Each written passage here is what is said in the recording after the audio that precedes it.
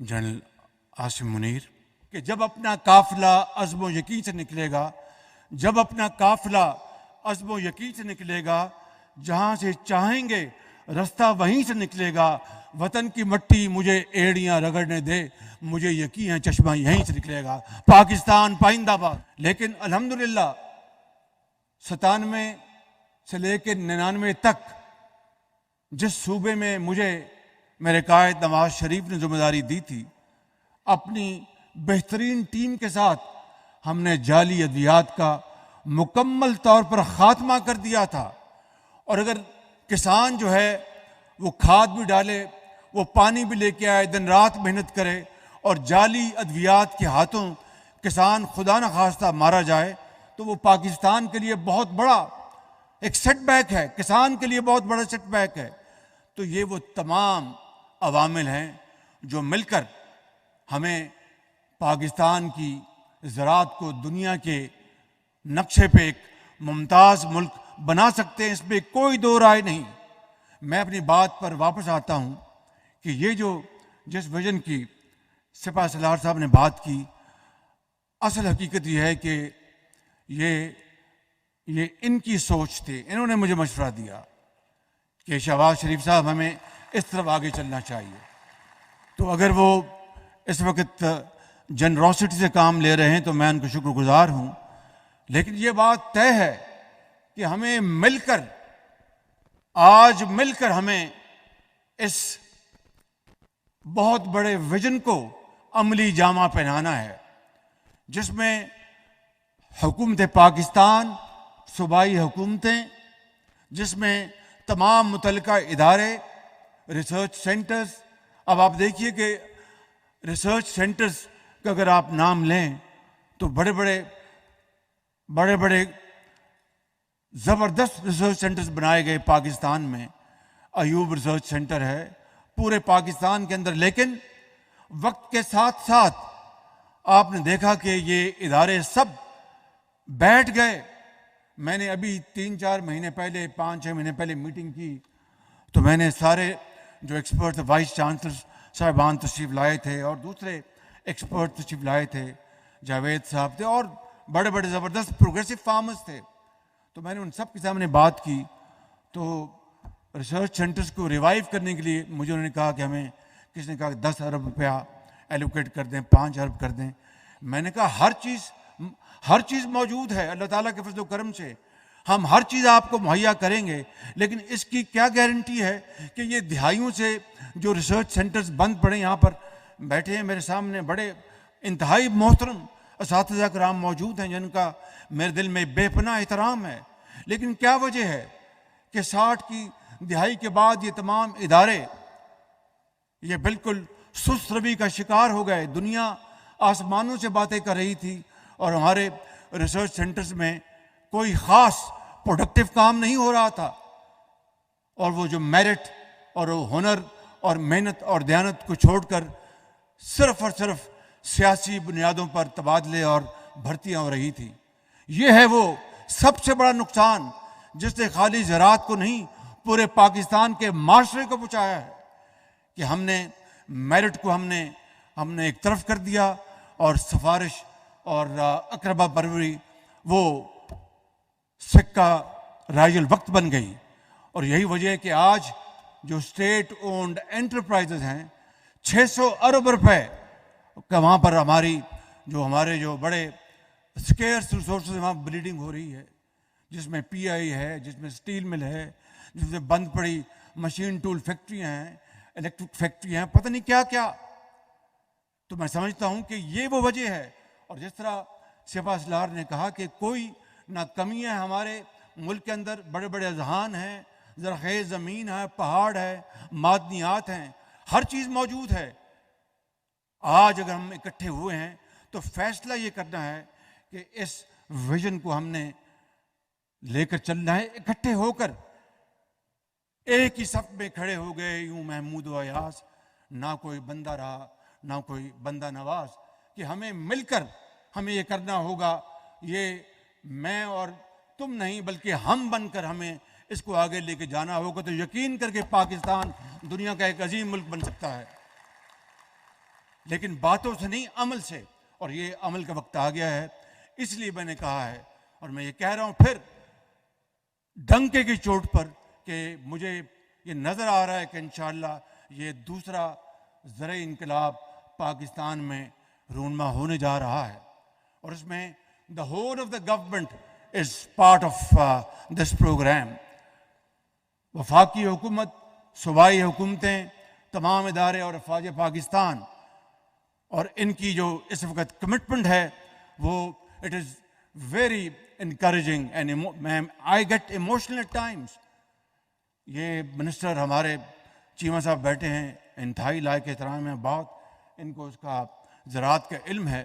اب دیکھیے کہ ملک کے اندر $4.5 ارب کا ہم نے خوردنی تیل امپورٹ کیا. یہ منسٹر بیٹھے ہیں انڈسٹریز، ان کو مجھے بھجوانا پڑا وہاں پر انڈونیشیا گئے تھے آپ، وہاں پر کیونکہ اس زمانے میں اپنا بہت زیادہ دنیا میں اپنا بندش تھی اور قیمتیں آسمانوں سے باتیں کر رہی تھیں.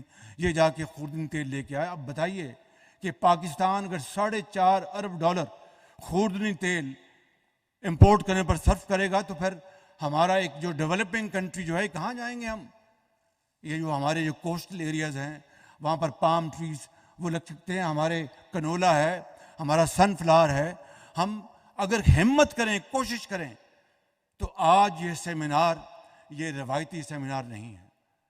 آج یہ سیمینار ایک جینون ایک ایفرٹ کے لیے یہاں پر منعقد کیا گیا ہے کہ اس قوم کو آگے لے کے جانے کے لیے. دیکھیے وہ زمانہ تھا جب ہمسائے ملک سے زیادہ کاٹن ہم پیدا کرتے تھے. ابھی آپ کو فگرز بتا دیے گئے، میں اس کو رپیٹ نہیں کرتا. ہم گندم میں بھی پر ایکڑ ییلڈ میں ہم کم ہیں بعض ممالک سے، ہم گنے میں بھی کم ہیں، ہم کپاس میں بھی کم ہیں. تو بتائیے کہ وہ ملک پاکستان، خداداد ملک پاکستان، جس کو عظیم قربانیوں کے بعد حاصل کیا گیا، تو آج جس جگہ پہ ہم کھڑے ہیں میں سمجھتا ہوں کہ اس کو بدلنے کے لیے اللہ تعالیٰ نے ہمیں تمام وسائل دیے ہیں. The only thing we need to do is the will to do. اور اگر پھر ہم یہ کمر بستہ ہو جائیں تو پھر انشاءاللہ کوئی پہاڑ سمندر ہمارے راستے میں رکاوٹ نہیں بنے گا. میں یہاں پر یہ بتانا چاہتا ہوں کہ اس ویژن کے ذریعے اور اس پروگرام کے ذریعے انشاءاللہ خلیجی ممالک سے یہاں پر انویسٹمنٹ ہوں گی، کیونکہ پاکستان اب مزید قرض لینے کا متحمل نہیں ہو سکتا. میں نہیں بتا سکتا آپ کو، یہ سپاہ سالار آپ کو نہیں بتا سکتے، یہ فائنانس منسٹر آپ کو نہیں بتا سکتے کہ کس طرح ہم ترلے منتیں کر کے ہم اپنا لونز لے رہے ہیں اور ملک کو جو ڈیفالٹ سے بچانے کے لیے پوری کوشش کی گئی. اور خدا کا شکر ہے کہ IMF کا ایز اے ٹیم ورک بھرپور دن رات محنت سے وہ پروگرام SLA ہوا، اور اب انشاءاللہ 2 دن بعد بورڈ کی میٹنگ بھی ہو جائے گی. But this is not enough. It is just the beginning of a long journey of hard work and untiring efforts. اس کے لیے ہمیں ویژن بھی چاہیے، اس میں ٹیم ورک بھی چاہیے، اور شبانہ روز محنت کرنی ہوگی.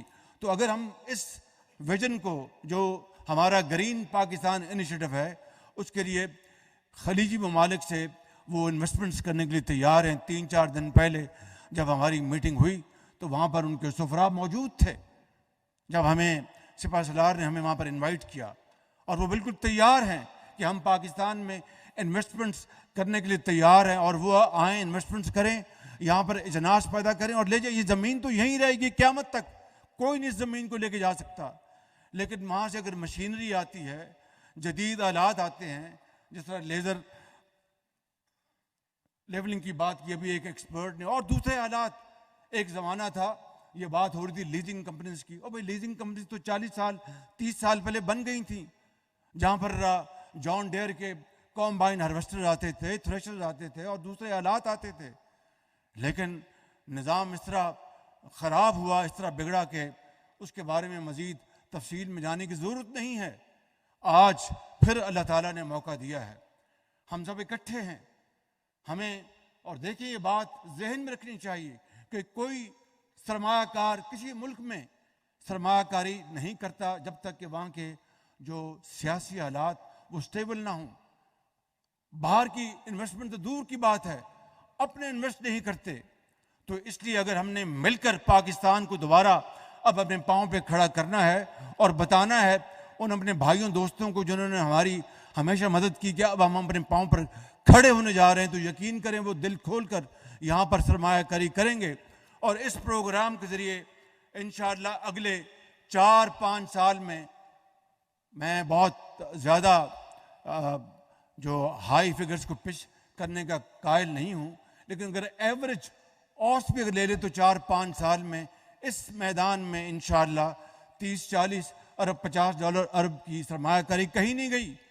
اور وہ پھر آپ اجناس پیدا کریں، جو لینڈ آپ کی جو کاشتکاری کے قابل ہے مگر نہیں ہو رہی کہ وہاں پر پانی نہیں ہے، یہاں پر ہم گئے نہیں، اس کو ہم بروئے کار لائیں گے تو کتنی آپ کی پروڈکشن بڑھے گی جو آپ ایکسپورٹ کریں گے. ڈاکٹر محبوب الحق نے کہا تھا کہ 60 کی دہائی میں کہ Pakistan is green basket for the golf status. آج وہ گلف اسٹیٹ جو ہیں یا GCC وہ $40 ارب کی اجناس پوری دنیا سے منگاتے اور ہمارا حصہ جو ہے وہ آٹے میں نمک کے برابر ہے. ابھی آپ کو دوسرے فگرز بھی آپ کو ملے، I don't want to repeat دم. میں یہ کہنا چاہتا ہوں کہ اس سے انشاءاللہ اس پروگرام سے تقریباً 40 لاکھ لوگوں کو جابز ملیں گے. اور ہماری جو یہ کسان بھائی یہ اس بات کی گواہی دیں گے، چونکہ ہماری جو کولڈ چین اویلیبل نہیں ہے، ہمارے جو دوسرے جو اپنا جو ارینجمنٹس ہیں وہ موجود نہیں ہیں، بے شمار ان کی محنت ضائع ہو جاتی جب پھل سبزیاں گلیوں محلوں میں اپنا گلتے سڑتے ہیں. اگر دیہاتوں میں ہم سمال میڈیم انٹرپرائزز کو فروغ دیں اور ان نوجوان بچوں کو وہاں پر ہم چھوٹے اپنا پلانٹس لگانے کے لیے قرضے دیں اور وہ ایگرو بیسڈ انڈسٹریل وہ پلانٹس لگائیں، تو چاہے وہ سبزی ہے چاہے وہ فروٹ ہے، اس کے ویلیو ایڈڈ پروڈکٹس بنا کے ایکسپورٹ کریں گے تو پاکستان کو کتنا فائدہ ہوگا. میں سمجھتا ہوں کہ یہ وہ ابھی مجھے اپنا پیرس میں ملے مجھے اسلامک ڈیولپمنٹ بینک کے چیئرمین، انہوں نے کہا کہ شہباز شریف صاحب آپ کا جو باسمتی چاول بڑا زبردست ہے. تو سردار ریاض صادق میرے ساتھ کھڑے تھے، میں نے کہا ہم انشاءاللہ ایک اور ان کو تحفہ بھجوائیں گے اور جو سب سے لمبا باسمتی چاول جو ہے وہ ہم ان کو بھجوائیں گے. لیکن اب باسمتی میں اب آپ کے اور بھی کمپٹیٹرز آ گئے ہیں دنیا میں. تو میں سمجھتا ہوں کہ ہمیں انشاءاللہ جس طرح یہاں پر بتایا گیا کہ ہمیں اپنے اللہ پر توکل کرنا ہوگا، ہمیں اٹھنا ہوگا اور اس بات کو تسلیم کرنا ہوگا کہ ہم ماضی کو خیر بات کہہ کے رونا دھونا نہیں، ہمت کر کے انشاءاللہ پاکستان کو انشاءاللہ اس کا کھویا ہوا مقام ضرور دلوائیں گے. اور یہ کس طرح ہوگا، مجھے بار بار پھر انہی اشعار پر اقبال کے مجھے تکیہ کرنا پڑتا ہے کہ وہ بہت میسمرائزنگ اس کا پیغام ہے اقبال کا کہ تمنا آبرو کی ہے اگر گلزار ہستی میں، تمنا آبرو کی ہے اگر گلزار ہستی میں، تو کانٹوں میں الجھ کر زندگی کرنے کی خو کر لے، اور نہیں یہ شان خودداری چمن سے توڑ کر تجھ کو کوئی دستار میں رکھ لے، کوئی زیب گلو کر لے. میرے بزرگوں، نوجوان ساتھیوں، بہنوں، میں آپ کو آخر میں یہ کہنا چاہتا ہوں کہ یہ جو گرین پاکستان انیشیٹو جو ہے یہ ہمارا ایک مشترکہ قومی ہمارا فریضہ ہے، ہماری ذمہ داری ہے. اور میں دل کی گہرائیوں سے شکریہ ادا کرتا ہوں سپہ سالار صاحب کا، ان کی پوری اس تعاون کا اور کمٹمنٹ کا. میں شکریہ ادا کرتا ہوں اپنے وزیر زراعت کا اور اپنی ٹیم کا.